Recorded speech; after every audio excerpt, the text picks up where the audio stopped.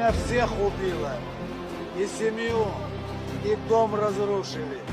Что ж мне теперь еще с поднятыми руками идти целовать их? А вечером, вернувшись, нашли на месте собственного дома воронку, в которой испарились жена, дети, родители. И вот это уже не человек, а волк,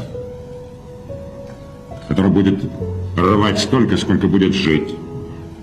А жить он будет долго, ибо он не ценит собственную жизнь, она ему не нужна. Ему не нужны деньги, ему не нужны ордена, ему вообще ничего не надо.